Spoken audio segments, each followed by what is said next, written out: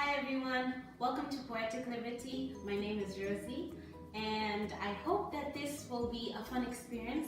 I like to read and this is my first video on YouTube's BookTube, and I was going to start by doing the 25 bookish facts about me, but I thought maybe the facts can come as the channel goes along and you can see some of the things, how I read, what I like to read, how I choose books, and I'll take you along with me on all these journeys.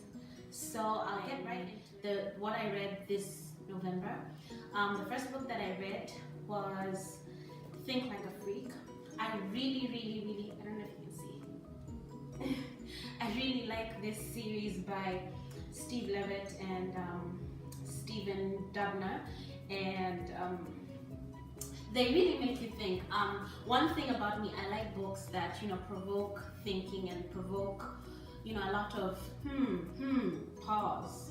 I like books that give you those moments, and this is one of those books. All the series in the Freakonomics series do that to you. They make you think. I remember what I thought particularly about, because they look at the flip side of other things in this series of books. So one of the things I thought about was, I'm from Kenya. If anybody who's from Kenya or even from an African country knows this, that you tend to have two homes, not because you're rich or anything like that, but just because of how employment is set up. You end up having two homes. You have there's a lot of rural to urban migration, so people move from the rural areas into the urban areas. I was just about to say rural. Anyway, so then there's a whole lot of migration with that, and people looking for jobs and such like things. So you have your house, which is usually ancestral property, which your grandfather passed on to your father, who's passed on to you, who you pass on to your sons, and it's like subdivided land. So you tend to own your property, but when you come to the cities like Nairobi, Mombasa, Nakuru, or wherever, you will end up renting out a property and sometimes even buying. So you find for the holidays, people go back to their other house, which is the contrary to here in North America. People don't do that. People don't operate like that. People have one house, and if you have a holiday home, you're very rich. So it made me think, so what if we stayed in wherever our rural areas were?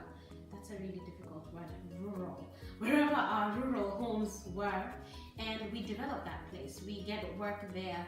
We decide to start up things there. We start schools there. Does that, wouldn't that help our economy more if we did that? So that was one of the things that got me thinking with this book. And other book that I read, it was actually a reread by Maria Mari. It's called The Project Cross. I'll link everything in the bio. It's actually by a friend of mine.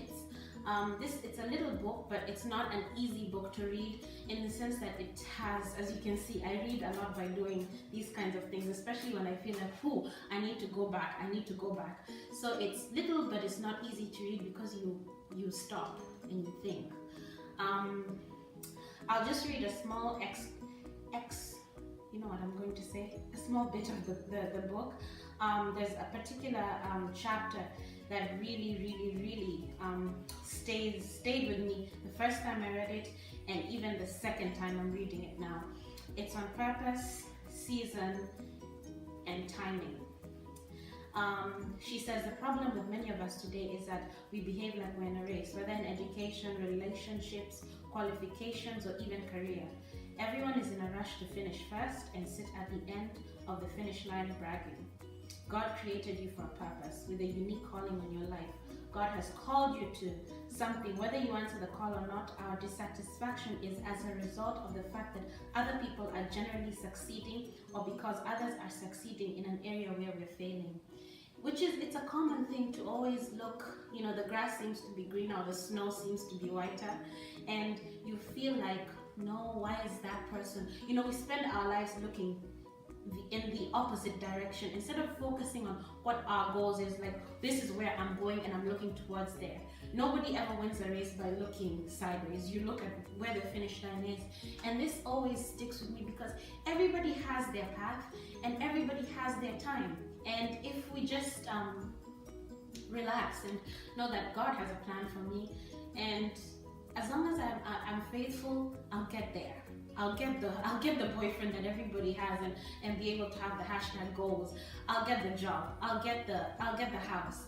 I just need to be faithful now. Instead of coveting, we waste time coveting and wishing and hoping rather than doing. So yeah, so the Project Cross gave me that. It gave me that again. It gave me that desire to keep focused on my prize, not my goals are, which I really appreciated. I seem to have read a lot of the other book that I just finished reading is still nonfiction. It's by Issa Rae. It's The Misadventures of Awkward Black Girl. I love this book. I love it. I feel like me and Issa are the same. Almost, kind of, sort of.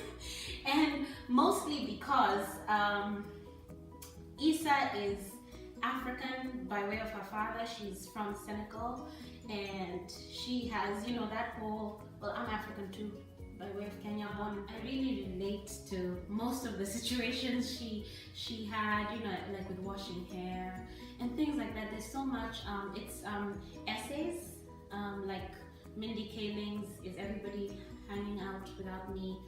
Or I've forgotten the other book, but it's something similar. But because she's a woman of color, I really related to it. I've also had those, that's awkward, that's probably not the right thing to say, I've had those moments. So I felt like this book was speaking to me in a really funny way. It's one of those books that you laugh out loud, like I was chuckling and just going haha. Okay, I don't really laugh like that, but I was going like that as I read this book. So yeah, so in order to make this video not so long, I'll end there and I'll link everything in the bio and also my social media information. If you enjoyed the video, please give it a thumbs up and subscribe. Thank you. Hey guys, so here are the books that I read. I hope that you enjoy them, and here is my contact information. Follow me at Poetic Liberty. Thank you.